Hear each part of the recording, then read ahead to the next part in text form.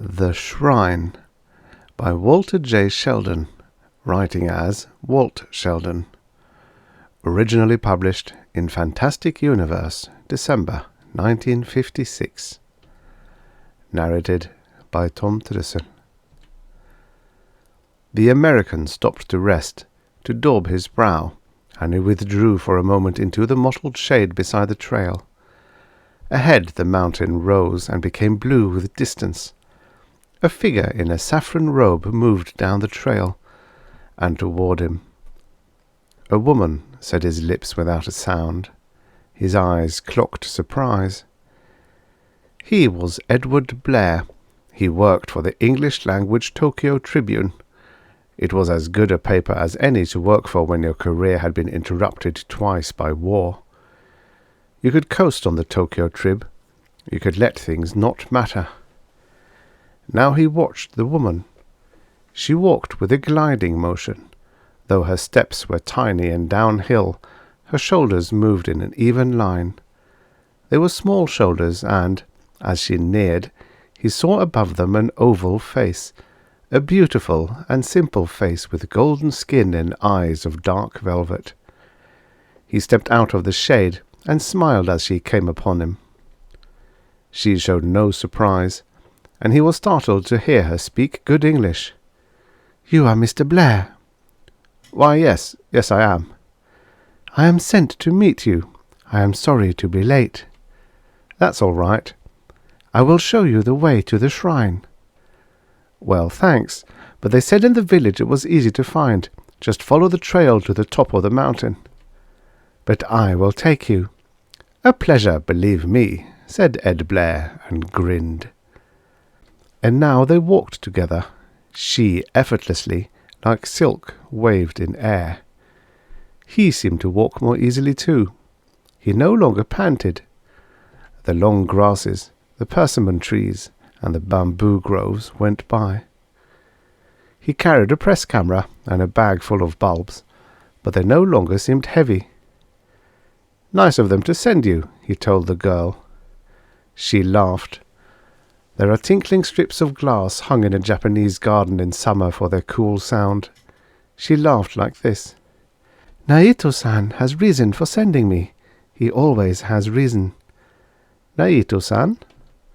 "He is Obo, the high priest, you say in English.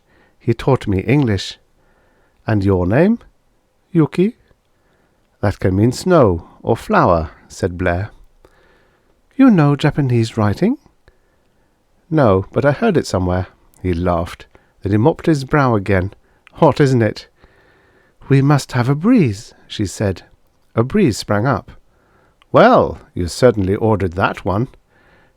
"Naito-san said to make you comfortable." She said this quite seriously. They walked some more, and he forgot the coincidence. He watched the girl, admiring her effortless walk. Presently he said, "Well, I'm going to enjoy this visit anyway." "Enjoy?" "I didn't think I would at first. I thought it was all just another crazy idea of Murdoch's. He's the managing editor. I told him he was crazy to send me out here to the mountains and waste 3 days of getting a brightener for page 2. "I do not understand all of what you say." "These magic tricks the monks do. What I mean is, they're interesting, but not big important news. We call a story like this a feature. We don't usually take a lot of time or trouble with it." "But they are not magic tricks. They are more." "Well, all right. I understand how you feel." He wondered what her place in the Hataka shrine might be. Priestess, perhaps. Except that you couldn't use Western words for these things. The ideas were different. But she was beautiful. That was the same in any language. They reached the shrine in some 20 minutes of climbing, and because of the breeze, and because his feet had suddenly become light, he was not exhausted. The shrine was in a flat place near the top of the mountain. It was not imposing. It had no huge torii or entranceway, like a Shinto shrine, and there was little elaborate gilding or carving. Inside there was a kind of chancel with flowers, incense holders, and hanging prayers and mottos. There were low buildings off to one side, and the land about them was a carefully made garden, cool and withdrawn, and both men and women in robes of grey or saffron or blue walked about this garden quietly. Then an old man, bald and with skin like saddle leather, came forward. He was old, but his eyes were more. They were ageless, like black sky on a cloudless night. He wore silk. He smiled, but with restraint, then offered his hand, Western style. "Welcome, Mr. Blair. I am Naito. We are glad to have you here." "Thank you. How do you do?" "You'll want a hot bath, I think, and then a little rest. After that we can eat together and talk." "Well, thanks. But actually I'd like to get the story, then go on back to the village again. The last train leaves about 6. "But you must stay longer, surely." "No, I really ought to get back to the office. Took me a day and a half to get here after all." Naito smiled and shook his head. "You are still in the grip of time, Mr. Blair. Spend some with us, and you will slip a little from its tyranny." "You are very kind, Mr. Naito. But, well, you have your world, and I have mine. Time's important in mine. If you could just show me some of these tricks you do." "Ah, tricks, tricks." Naito still smiled, but Blair felt the anger radiate from him like heat. "You want to see our tricks, then?" "Well, that's what I came here for." "I told Mr. Murdoch," said Naito, drawing his robe more closely about him, "to send a man who would understand, someone who was not all Western, who had a little of the Oriental viewpoint." Blair laughed. "Murdoch would think that about me, because I show a little interest in things Oriental, because I don't think a deep freeze or an 8-cylinder jukebox on wheels is the greatest thing in the world. Nevertheless, Mr. Naito, I come from a middle-class American background, and my viewpoint is still pretty Western, nor am I one of these odd intellectual types who seem to be ashamed of it." "There is hope," said Naito. "I am glad you came." Blair took folded copy paper and a pencil from his pocket. "But shall we get down to business now?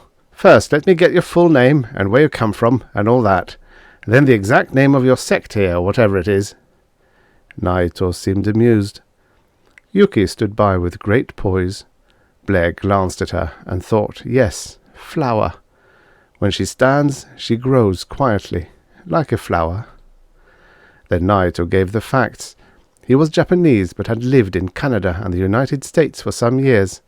He held a doctor's degree from Waseda University in Tokyo, and he had taken postgraduate courses in America. He had studied Buddhism in China, Tibet, and India.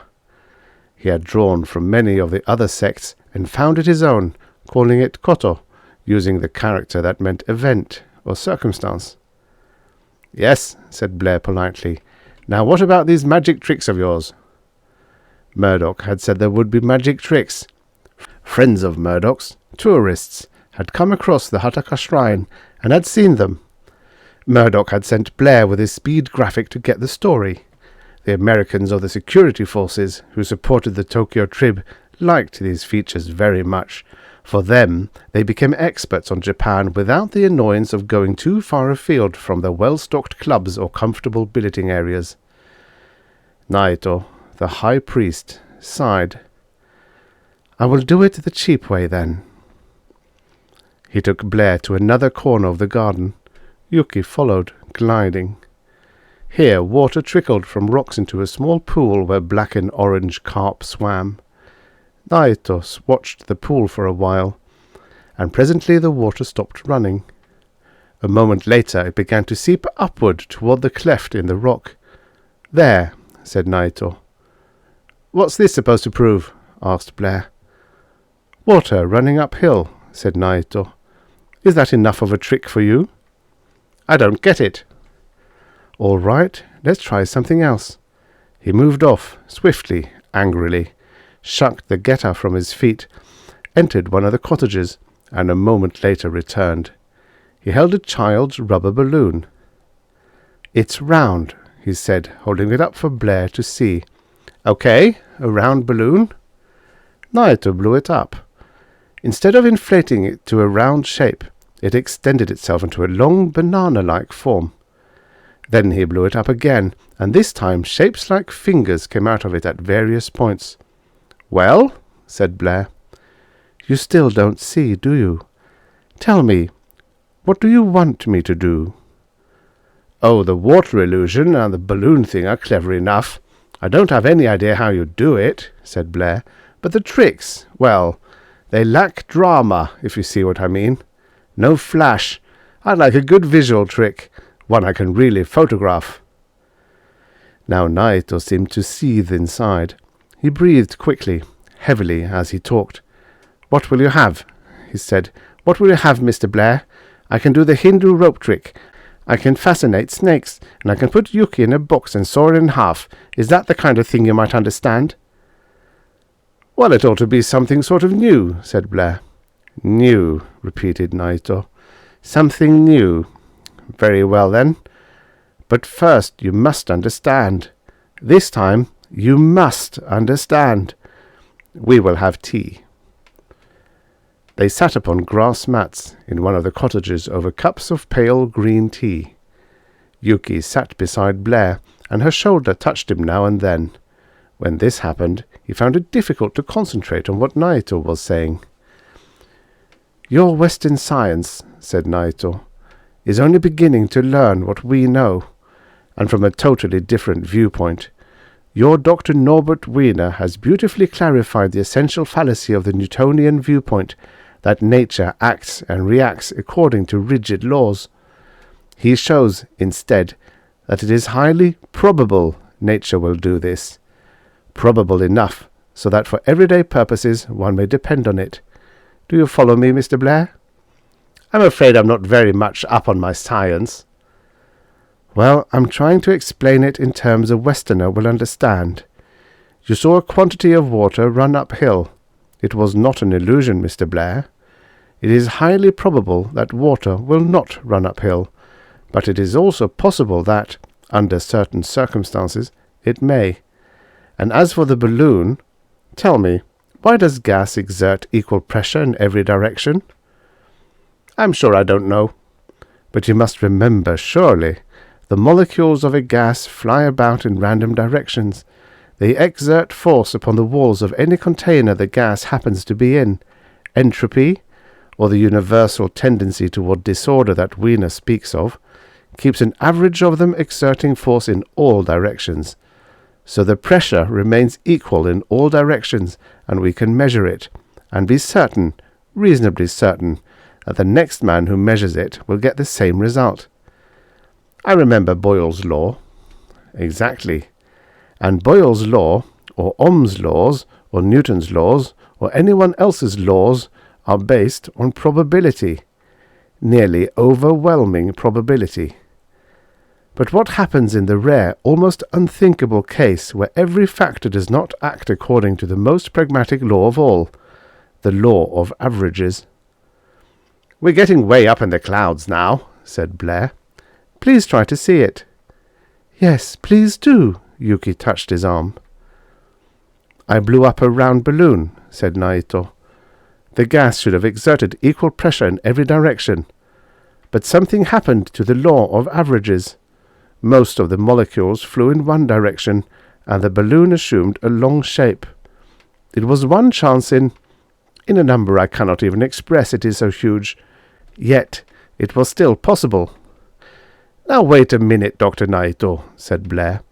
"You're a very nice fellow, and I don't really want to offend you, but honestly, I've been around, and a lot of people have tried to fool me with double talk.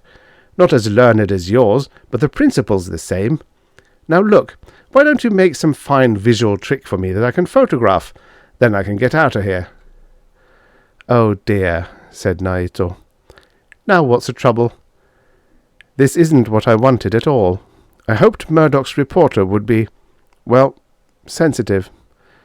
You see, the time has come to spread what we've learned, to find new supporters. I'd hoped to get a few this way."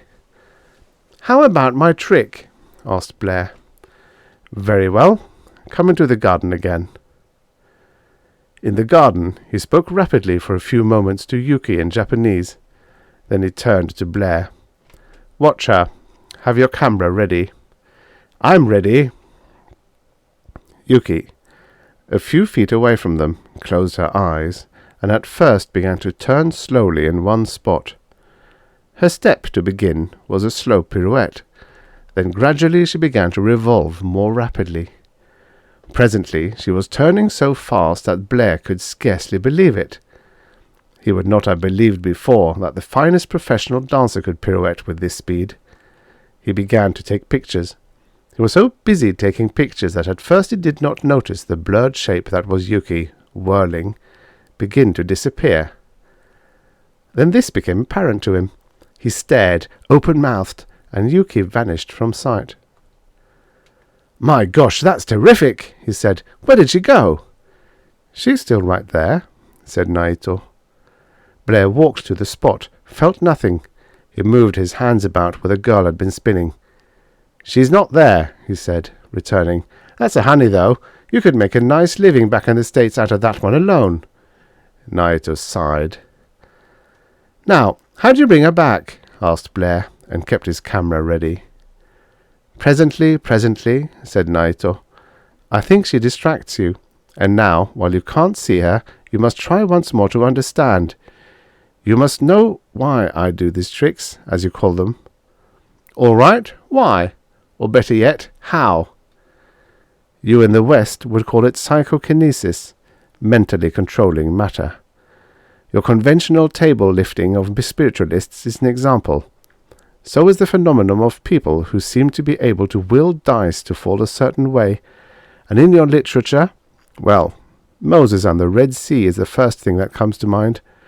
Actually, your Dr. Ryan and some others have discovered some evidence that seems to support, to the Western mind, the existence of psychokinesis.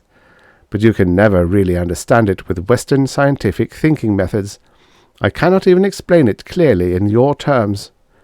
Blair smiled a little. "I think you could explain it all logical enough if you really wanted to. But actually, I don't blame you for not wanting to give a trick like that away." "This is no trick, and it is not what you understand as logical," said Naito, shaking his head stubbornly. "I know that you must have logic to understand. You crave the drug of logic. You want everything labelled and explained in terms of cause and effect. You cannot conceive that cause and effect may be one, or indeed exist independently. And do you see what this way of thinking has led to?" "What has it led to?" Blair tried to be patient. "You have developed a huge, powerful, monstrous science of cause and effect. You fly at vast speeds. You build huge edifices. You change the face of the earth with dams and canals. You will soon no doubt escape the gravity of the earth itself and reach outer space, and you are quite capable of making an explosion big enough to destroy the earth itself. It is awesome. You, indeed, are awed by the monster you have created. Now you begin to worship it. Now the scientific method becomes the only method for anything. Now you cannot understand, nor can you tolerate anything that does not show logic and exhibit a clear pattern of cause and effect." "I think I'd better get along and catch that train now," said Blair. "Would you mind producing the young lady again? I'd like to say goodbye to her." "You haven't heard all of my story yet." "I think I've heard enough." Naito nodded at the spot where the girl had apparently disappeared. "Watch," he said. Presently a blur came into sight, and as its velocity decreased, he saw that it was the girl, spinning now in the opposite direction. He took more pictures. It was not long before she stood there, no longer moving, and seemingly calm and not exhausted. She opened her eyes, saw Blair, and smiled. "I still say it's a great trick," said Blair. "It's only the beginning," said Naito. "We can do these few cheap tricks you've seen, but they're only exercises in control. We are still learning. Some day we, or more likely our descendants, will be able to control most of the entropy of the universe. By willing it, we will be able to halt the explosion of a star, change the orbit of the moon, reverse the tides. Then, more important, we can freeze a soldier's bullet in his rifle before he fires it, and we can keep any nuclear bomb ever from exploding. Then we can make order. Then we can properly control mankind itself and give it the order it has sought so long. Now you know why I am here and what I am trying to do." "You're not really so different then, are you?" said Blair. "I beg your pardon?" "Never mind. I have to leave now. It doesn't matter." Naito looked at him with a dark porcelain eye. "I sense in you an enemy, Mr. Blair." "Yes," said Blair. "Perhaps you're right." Naito looked about, glancing at some of the others rolling about the shrine. For a moment Blair thought the man would try to forcibly detain him.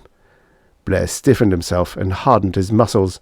Magic or no magic, the old bald fellow would have a scrap on his hands if he tried any kind of violence.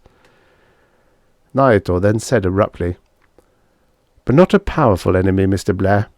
You will make fun of us in your newspaper article, I suppose, but it won't really change anything. You may as well leave now, if you are so anxious to go. Yuki will take you down the mountain again." "Thank you for your time and trouble," said Blair, stiffly, politely. Again he was on the trail, descending, and the shrine and the mountain top were moving back into the blueness of the sky. The girl walked a little ahead.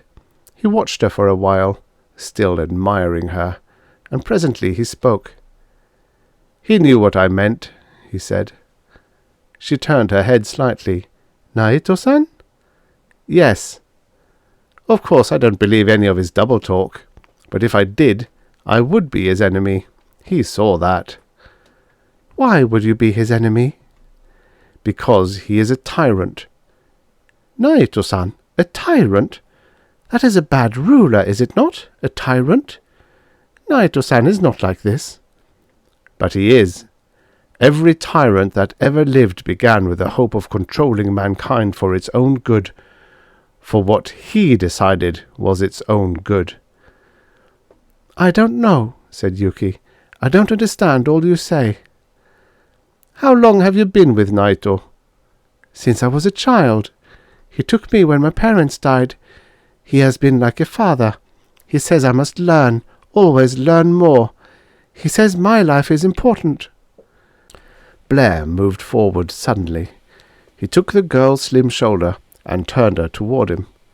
He stood there in the middle of the steep trail with the tall grasses and embroidered shadows beside it, held her thus, and looked down into her young golden face. "He's decided what's good for you too, hasn't he? He thinks he's God. In that way he's no different from some of our Western thinkers he seems to despise so much. Yes, he is wise, but when will the wise learn that wisdom doesn't give them the right to run the universe?"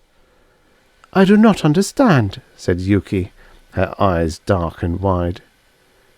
He took both her shoulders, thrilling to touch them, and he crushed her body gently to his, feeling all the live shape of it in his own body. He found her lips. She trembled, and he knew then that she had not been kissed before. Some time later he walked away, leaving her still there on the trail.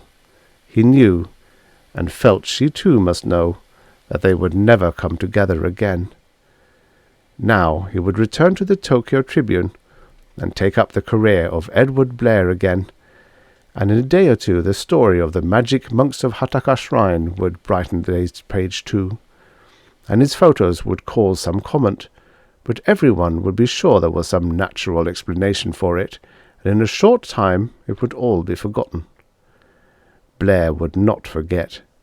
He would never forget the girl's golden skin, nor the warmth of her parted lips, and she would not forget him either, no matter what Naito thought. For this was something that Naito could not understand, neither in terms of science nor his own queer magic art. Once more Blair looked back, turning and seeing the girl from the last time. She raised her arm to him, then dropped it again. After that, He saw her as a motionless stroke of gold against the darkening mountain. The end. Subscribe for your daily stories of futures past.